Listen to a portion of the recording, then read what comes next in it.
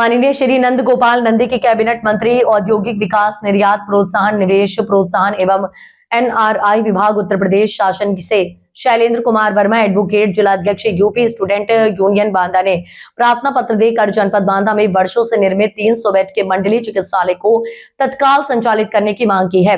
पत्र में मांग की गई है कि जनपद में जनहित की दृष्टि से अत्यंत महत्वपूर्ण 300 बेड का मंडलीय चिकित्सालय भवन वर्षों से पूरी तरह बनकर तैयार हो चुका है। अत्यंत खेद और चिंता का विषय है कि करोड़ों की लागत से निर्मित ये भवन आज भी बंद पड़ा हुआ है, जिसके कारण क्षेत्र की विशाल जनसंख्या को आधुनिक चिकित्सा सुविधाओं को लाभ नहीं मिल पा रहा है। बांदा और इसके सीमावर्ती जनपदों के गरीबों व ग्रामीणों को मरीज को बेहतर स्वास्थ्य सेवाओं का अभाव में भारी कठिनाइयों का सामना करना पड़ रहा है और अक्सर उन्हें इलाज के लिए बड़े शहरों की ओर पलायन करने को मजबूर होना पड़ता है। श्री शैलेंद्र जी ने बताया कि इस गंभीर समस्या के अनुबंध में पूर्व में भी माननीय केंद्रीय स्वास्थ्य राज्य मंत्री श्रीमती अनुप्रिया पटेल जी एवं उनके कार्यालय को ज्ञापन के माध्यम से अवगत कराया जा चुका है, किंतु अभी तक इस दिशा में कोई ठोस प्रगति या विभागीय कार्यवाही देखने को नहीं मिल रही है। दरअसल आपको बता दें और न ही इस संबंध में अब तक कोई संपर्क किया गया। उन्होंने पत्र में यह भी लिखा है कि बुंदेलखंड जैसे क्षेत्र में चिकित्सा संसाधनों का इस प्रकार निष्क्रिय पड़े रहना स्थानीय जनता के साथ अन्याय है। यदि ये चिकित्सालय शीघ्र संचालित कर दिया जाता है तो इसमें न केवल हजारों निर्धन गरीबों को राहत मिलती है, बल्कि प्रदेश के अन्य बड़े अस्पतालों पर भी मरीजों का दबाव रहता है। क्या कह रहे थे हर बात में, आप शिकायत पे क्या कहते थे? वह आज मुझको उनका रुख बहुत अच्छा नहीं लगा और बहुत ही उनका रिएक्शन कोई ठीक नहीं रहा। तो इसी क्रम में सभी लोगों ने शिकायतें की, लेकिन प्रॉपर किसी की शिकायत वहाँ पे देखी नहीं गई, सुनी भी नहीं गई ढंग से। ज्ञापन ले लिए गए, उनके एप्लीकेशन से ले लिए गए, साइड में कर दिए गए। एक पत्रकार के साथ भी कुछ हुआ है?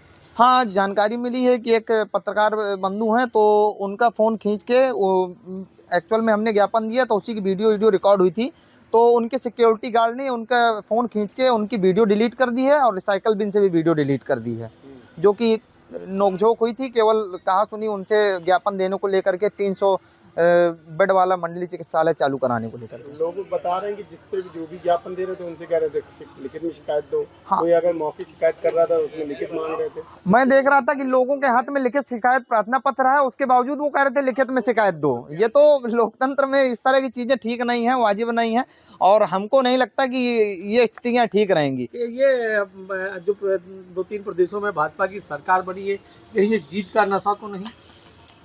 देखिए, मैं ऐसा तो नहीं कह सकता, लेकिन बंगाल में भी लगभग 15 वर्षों से ममता बनर्जी जी की सरकार थी, उनके अंदर भी ये आ गया था। थोड़ा सा अहम तो कहीं ना कहीं आ जाता है व्यक्ति के अंदर, तो आज वो देखिए धराशायी हो चुकी हैं।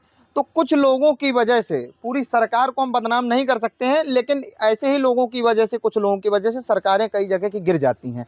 तो ये क्या चीज़ें लगता है कि 27 में उत्तर प्रदेश से भी भाजपा आ जाएगी? 27 में देखिए पूर्ण बहुमत से सरकार बनेगी, लेकिन बहुत ही देख सुन के और बहुत ही इन लोगों को, जब तक इन लोगों के ऊपर तंज नहीं कसे जाएंगे, इनको नकेल नहीं इन पे कसी जाएगी। ऐसे मंत्री है तो कैसे संभव? नहीं, ऐसे मंत्री रहेंगे तो कतई नहीं सरकार बनेगी।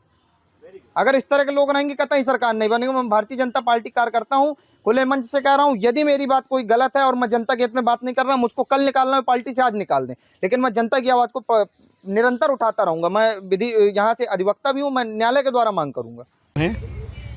मेरा नाम एडवोकेट शैलेंद्र कुमार वर्मा है, मैं भारतीय जनता पार्टी सक्रिय कार्यकर्ता भी हूँ। आप यहाँ किस काम से आए थे? आज हमको पता चला प्रभारी मंत्री जो बांदा के हैं और नंद गोपाल नंदी जी अपने प्रदेश में कैबिनेट मंत्री हैं, जो यहाँ कोई बैठक कर रहे थे। बैठक के दौरान हमको जानकारी मिली, तो हम पूर्व में इनको एक ज्ञापन दे चुके हैं। माननीय अनुप्रिया पटेल जी जो केंद्रीय स्वास्थ्य मंत्री एवं माननीय नंद गोपाल नंदी जी को, जो ये भी उत्तर प्रदेश सरकार में कैबिनेट मंत्री हैं, हम इन दोनों मंत्री महोदय को ज्ञापन दे चुके थे पूर्व में, लेकिन आज तक उस ज्ञापन में कोई सुनवाई नहीं हुई। यहाँ मंडलीय चिकित्सालय बना हुआ लगभग 300 बेड का, उस पर करोड़ों की लागत का बना हुआ है, लेकिन आज तक मजाल नहीं कि वहाँ पे एक तो सिटी स्कैन का कोई डिवाइस लगा हो, कि एक्सरे मशीन लगी हो, या कोई डॉक्टर्स बैठते हैं, कुछ भी नहीं। वो आज भी बंद पड़ा हुआ है, उसकी हालात जर्जर होते चले जा रहे हैं। और जब मंत्री जी को हमने पूर्व में भी ज्ञापन दिया था, तो पूर्व से आज तक लगभग मुझको लगता है 6 माह बीत गए, आज तक उसमें दोबारा कोई रिटर्न लेटर नहीं आया, न कोई जांच पड़ताल हुई है। यहाँ से बांदा सदर विधायक भी लगे रहे और माननीय रामकृष्ण निषाद जी मंत्री जी हैं, वो भी लगे रहे कि ये अस्पताल चालू हो जाए। उनकी मांग के बावजूद तो अभी तक ये चालू ना होना ये एक दुर्गति का विषय है और ये सरकार की छवि भी खराब हो रही है। इस कारण से हमने आज माननीय मंत्री जी को दोबारा से ज्ञापन सौंपा है उस दौरान मंत्री जी का कोई रिएक्शन बहुत अच्छा नहीं रहा। उनने सीधे तीखा जवाब देते हुए कहा कि तुम भाजपा के कार्यकर्ता हो ही नहीं सकते। तो लोकतंत्र है, मैं एक अधिवक्ता हूँ, मुझको विधि का ज्ञान भी है और जो भी लीगल मांगे होंगी मैं बिल्कुल करूँगा। आप स्वतंत्र हैं, आप हमारे खिलाफ मुकदमा करवा दें, हमको जेल भिजवा दें, इस चीज़ का हमको कोई भय नहीं है। जनता के लिए हमको जेल जाना पड़ा, छात्र हितों में हमको जेल जाना पड़ा, तो हमारे लिए कोई बड़ा विषय नहीं। लेकिन हमारे राष्ट्रीय अध्यक्ष जी हैं नितिन नवीन जी, प्रदेश अध्यक्ष जी हैं पंकज चौधरी जी, उनका साफ साफ कहना है कि चाहे हमारे भारतीय जनता पार्टी कार्यकर्ता हो, चाहे मुख्यमंत्री हो, चाहे प्रधानमंत्री हो, सब बराबर हैं। यदि सब बराबर हैं तो मैं एक कार्यकर्ता होने के नाते, सक्रिय कार्यकर्ता होने के नाते मैं अपनी आवाज़ को मंत्री जी के माध्यम से मुख्यमंत्री जी तक पहुंचाने का काम किया हूं। और यदि मंत्री जी उसमें नाराज़गी व्यक्त करते हैं तो जो करना हो वो स्वतंत्र है। और मैं लोकतंत्र में मैं स्वतंत्र नागरिक हूँ, मेरा अधिकार है और मैं निरंतर मांगे रखता रहूँगा। और जहाँ तक जिस तरह मांग रखनी होगी उस तरह रखेंगे। रोड में उतरना पड़ेगा, रोड में भी हम आएंगे। और यही हमारी उम्मीदें हैं कि 2027 का चुनाव आ रहा है, लगातार सरकार की छवि कोई धूमिल न करे, इसलिए जो है हम ये आवाज़ें उठाएं और तत्काल प्रभाव से 300 बेड वाला मंडलीय चिकित्सालय शुरू किया जाए। अन्यथा की स्थिति में हम लोग आंदोलन करने में बाध्य होंगे। आपने जो मंत्री जी को ज्ञापन दिया तो क्या उन्होंने रिसीव कर लिया, ले लिया? मंत्री जी ने ज्ञापन रिसीव किया, लेकिन उन्होंने मंत्री जी ने सीधा कहा कि यहाँ पे कोई भाषण नहीं चल रहा और तुम भाजपा कार्यकर्ता नहीं हो सकते। तो मैंने बताया मैं 10 वर्षों से, लगभग 10 वर्षों से राजनीति करता हूँ भारतीय जनता पार्टी में।